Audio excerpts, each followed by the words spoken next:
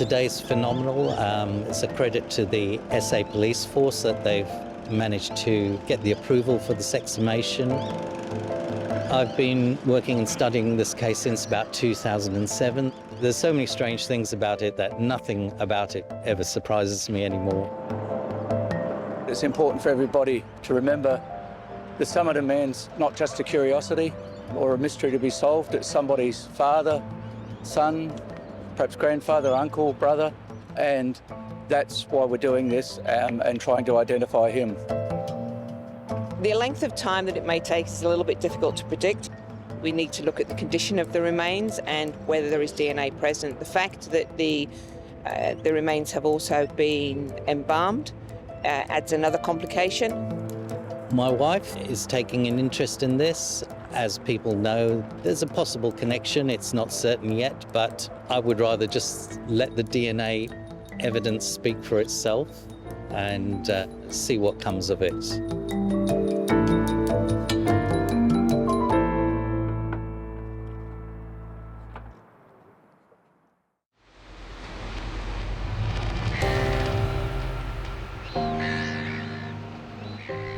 There's a long-running mystery that's been going on now for over 70 years. You have a body on a beach of an unknown man, and I may have some sort of connection to the case. The Somerton case for Derek is an obsession.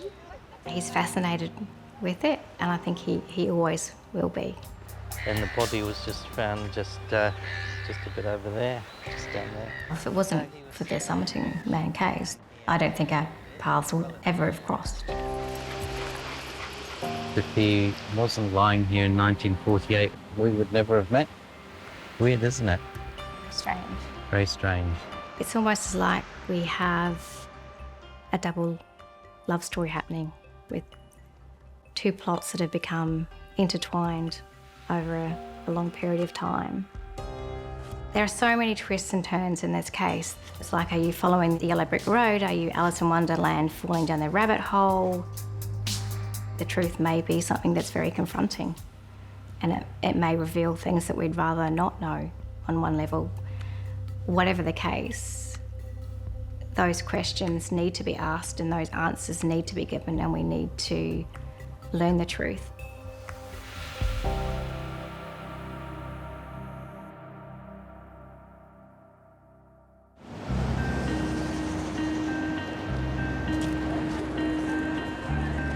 On the 1st of December in 1948, the body was found by two trainee jockeys early in the morning. They were out on the beach exercising horses. We went over to see if he was all right, and we got fairly close to him and couldn't see him breathing, and he never took any notice of us, so Horry Patching hopped off his horse and took hold of his leg, and he was dead. There was nothing terribly unusual about finding a man dead in a public place like this, and the police assumed someone would soon come forward with a missing persons report and the case would be closed. But that didn't happen. A number of people did come and view the body, but were unable to identify him.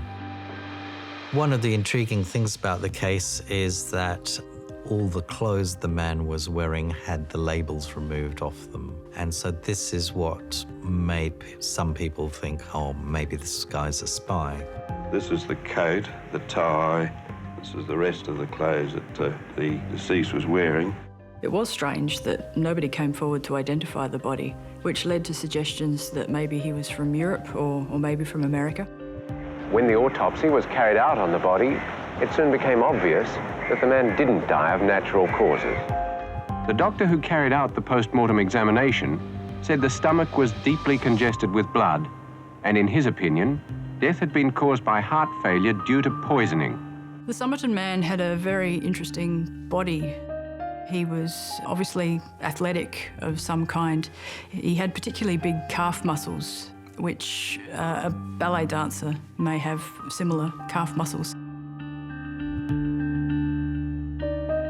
Up to 1948, the dancer's body would have been more solid, more muscular. To be a dancer, a man had to have more developed calves and legs. So it's possible that Somerton Man, if he had large calves, could have had dancing calves. Apart from being embalmed, he was deep frozen. The police knew that they wouldn't be able to keep the body forever, so they had him embalmed and then they called in a taxidermist to make a death mask. On the 14th of June 1949, the unknown man is quietly buried at the West Terrace Cemetery. A group of locals came forward and wanted to give him the respect of being buried with a headstone. So they actually paid for the headstone, they paid for the plot, and his headstone reads, "Here lies the unknown man." There was an inquest shortly after the man was buried. The finding was that they didn't know the cause of death. I think the general consensus was that from experts in that field that he died as a result of a poison which had dissipated very quickly from the body. The coroner summed it up as being an unnatural death, and they couldn't rule out murder, strictly speaking, and so the case was left hanging.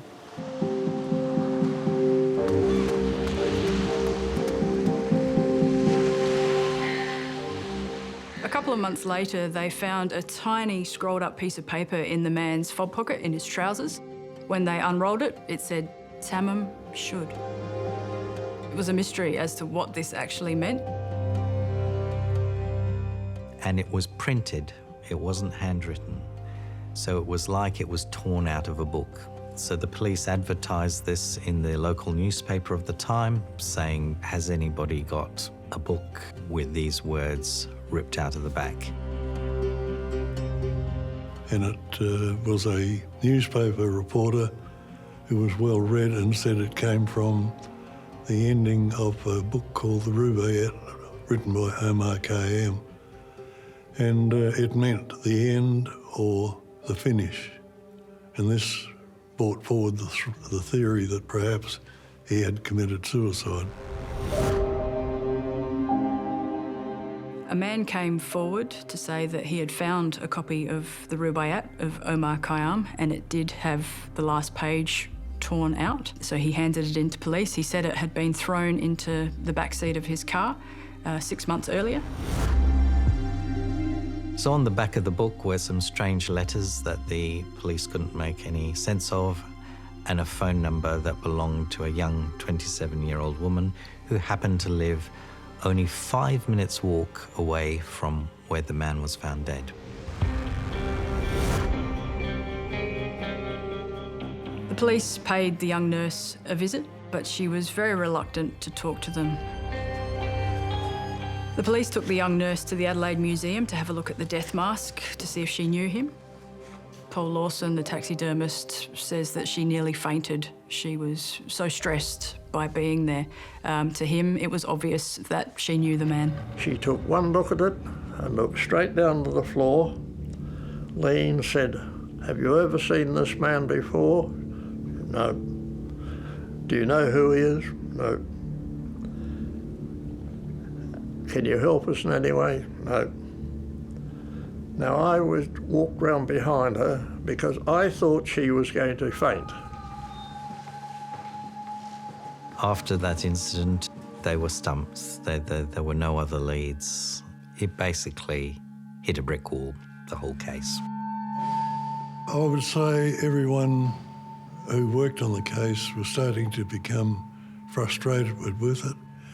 Well, everyone working on the case or had an interest in the case always thought that something would come up tomorrow, but tomorrow never came.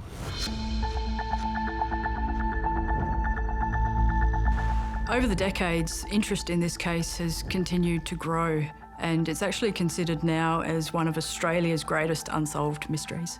Hello and welcome to the Mystery Files, the weekly show where we look at some of the weirdest mysteries in the world today. There's a crazy online world around the Somerton Man mystery. There's various blog sites that have been set up by people all over the world, and each has their own theory about who the man is, why he was on the beach, and how he died.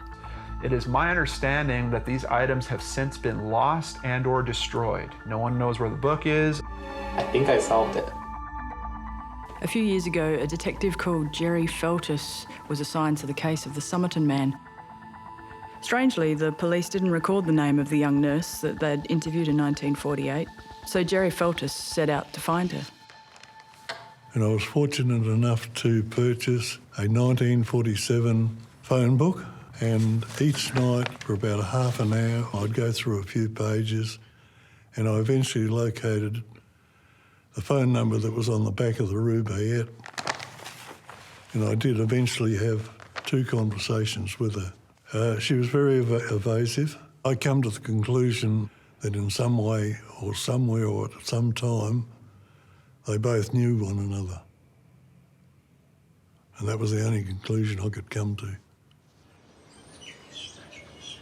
I found that she continually changed addresses. It just seems like someone who is running away from something, or running away from being found or identified. But even though Detective Feltus had identified the woman, he still kept her name a secret because she was a potential witness. I teach electronic engineering at Adelaide Uni. I just happened to be sitting in a laundrette watching my washing going around, and there was a stack of magazines beside me, and I picked one up, and it was an article about the top 10 unsolved mysteries in Australia. And the second one was the Somerton Man case. The great thing about the maths we do is it's not pie-in-the-sky maths. It's the type of maths that has great practical value. And so I thought, hey, this would make a great project for my students. I have done a bit of work for the police before. I was an expert witness on the Snowdown case. And so I started building up a lot of history and background on the case, and I think that just sucked me in because I just got fascinated by it all. Here is the Somerton Man's so-called code. It looks like a bunch of letters that no one can understand. Professor Abbott and Jerry Feltus worked together on the case for several years, but unfortunately they ended up having a falling out, and I think competition between them was pretty intense to actually solve the case. So in trying to solve the case, it seemed to me the key was to find out the identity of the young woman. So I researched her name independently. I made use of hospital records and electoral roll records. I was able to then find a photograph of her, went to see Paul Lawson, the man who made the plaster busts and whose office she came to in 1949 to view the bust. Lifted up his glasses and looked at it, and he says, "Why, this is Mrs. Thompson." And so I knew straight away I had found the right person, Joe Thompson. It turned out that by the time I had found out who she was, she had already passed away 2 years before. So that was a little frustrating because I was hoping that she would have some information about who this man was, and perhaps after so many years she would be prepared to say who it was. So then what I did was I thought, well, does she have any descendants? Because maybe she might have told them, for example. And so I found that she had a son by the name of Robin Thompson, and by the time I had figured out that name and how to contact him, alas, he had passed away just 2 months before I'd figured that out. So I just missed him. And I think we should take up a collection and buy a stretch a new camera. But the really intriguing thing about Robin Thompson was that he was actually a ballet dancer of all things, and he danced with the Australian Ballet for several years. Robin Thompson, I met at the Australian Ballet School. He was long and lean. He was in very good shape for a dancer. He had a beautiful jump, a natural, beautiful high jump. Robin was a very useful dancer, but he never was promoted to a soloist. Robin's mum, Jo, always came to the ballet, always there on opening night. What was going through my head were reports that I have read that the Somerton Man's calf muscles were like that of a dancer. And so this is what sent me on the track of wondering whether they were related. Is he Robin's father?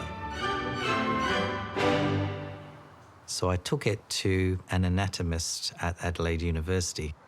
Professor Abbott asked me to look at the teeth and the ear of Somerton Man and compare to the same features of the person who is supposed to be his son.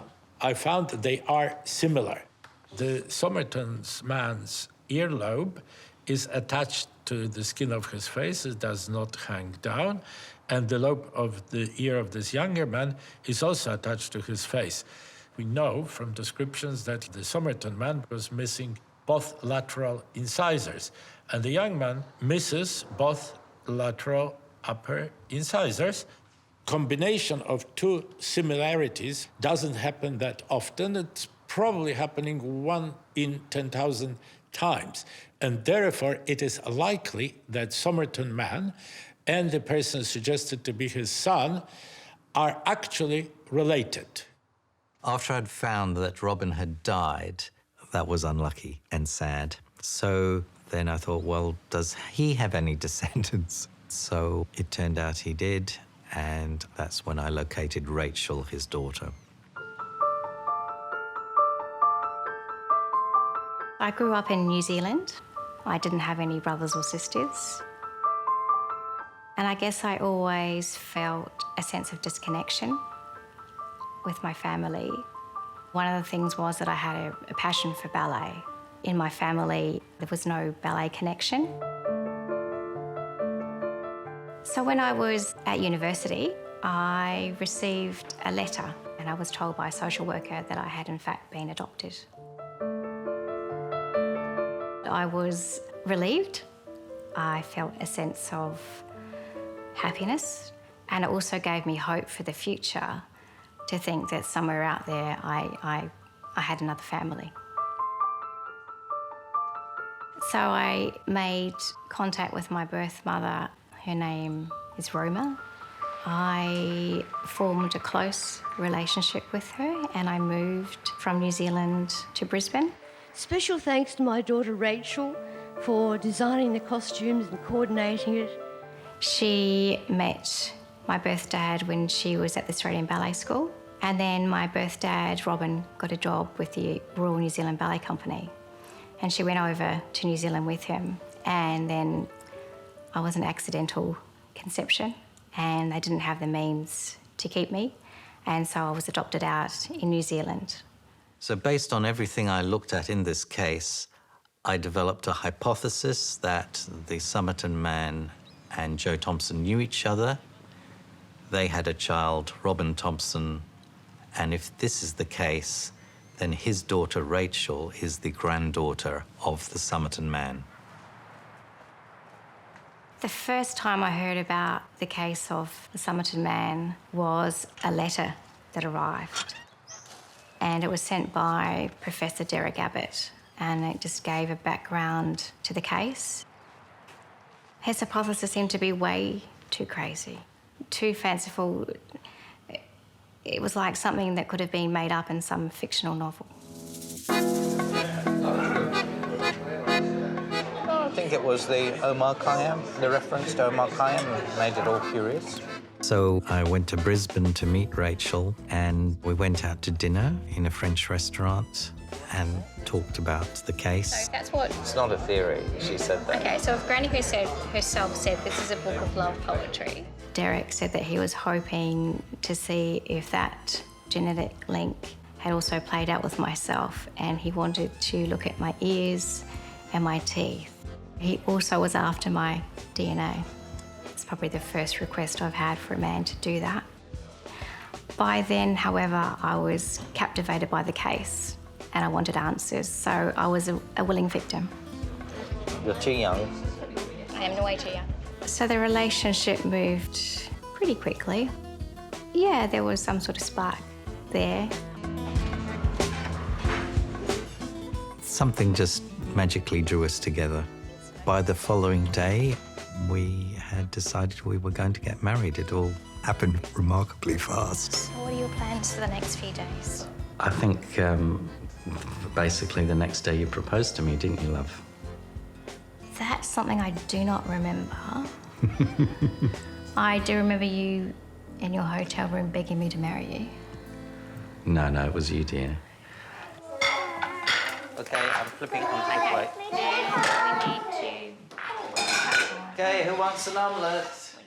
So Derek and I got married in 2010, and we now have 3 beautiful children together.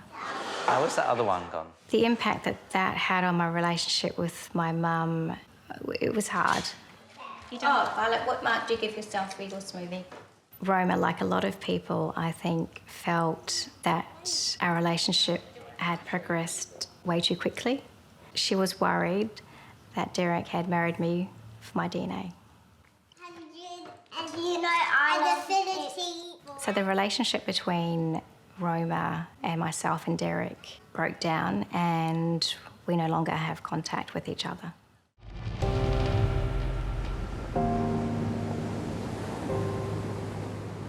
It was just about maybe 20 paces away from the bottom of the stairs and basically on this spot right here.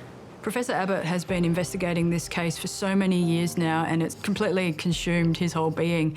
He's become known as one of the world-leading experts in the case. So one minute he was well enough to light up a cigarette, and halfway through the cigarette he was dead. How he actually died is a bit mysterious, but one theory that was forming in my mind is that perhaps he did come to see Joe Thompson and his son and died for whatever reason. They're out on the beach, and perhaps it was in her interest to de-identify him. She was in a relationship with another man, George, who would go on to be her husband. Professor Abbott believes that she just didn't want this ghost from the past coming back to mess up her current existence. In later years, she had told me that she was always grateful to George because he married her when she was pregnant, and even though he wasn't the father. I remember her telling me that George wasn't the father of Robin. But it looks like it was all planned, because you have to take the little piece of paper from the last page of the book and place it into the fob pocket. You have to remove labels from clothing. Well, it seems to me that it is an attempt, and fairly elaborate attempt, at confusing investigators.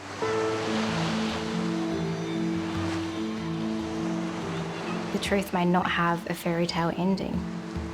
There could be a situation where Joe was involved in the demise of Mr. Somerton.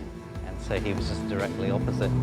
It's possible that Professor Abbott actually has the truth of the story, but it's also true that he may be off the beaten track as well. I actually believe the poor man committed suicide on the beach. I believe that overnight his belongings were taken, any pills that he'd taken had been stolen. I think the Somerton man probably did know Joe Thompson, but when he tried to visit her, she rejected him. The only way to really find out now is through DNA. Yep, this is our new laser ICP-MS lab. Yeah, I'm really excited about your new labs. They're great. So the plaster cast, embedded in the cast are hairs.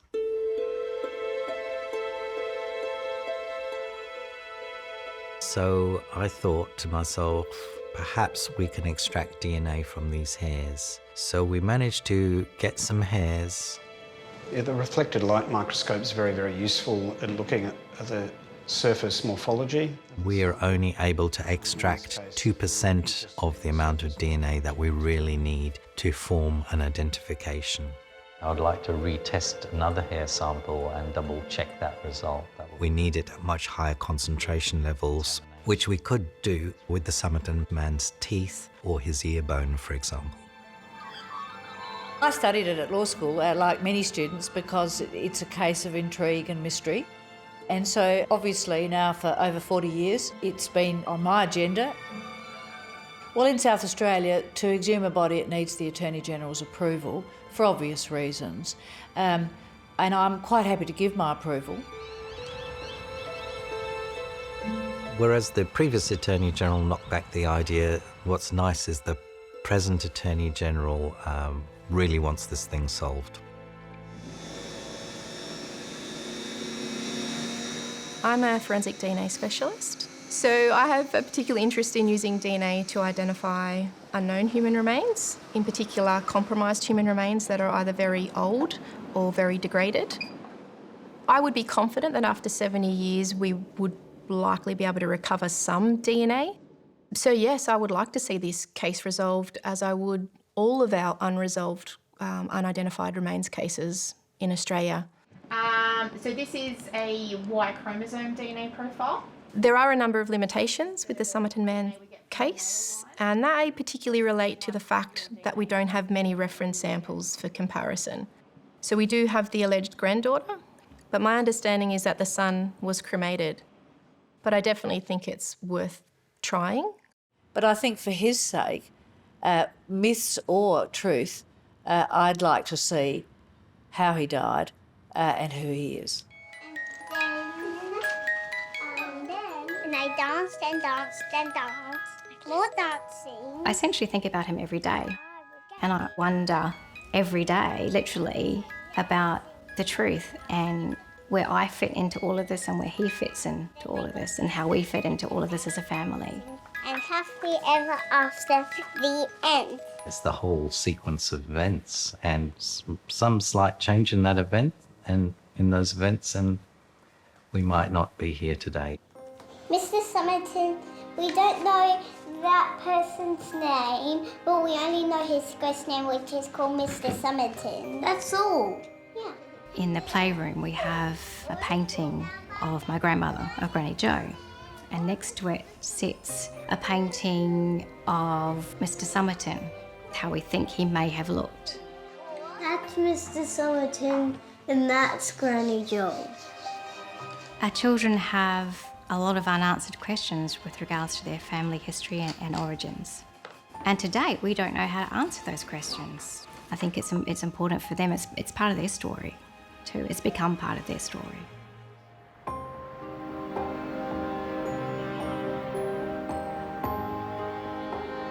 Whether or not I'm genetically connected to Mr. Somerton, we need to find out the truth, whatever that truth may be. I want every aspect of what his DNA can tell us. His name, his identity, who his family were or are. By exhuming the body and giving Mr. Somerton an identity, it will finally bring closure to this case and to the lives of a lot of people. There's a family out there somewhere who have lost somebody. Somebody needs to own him.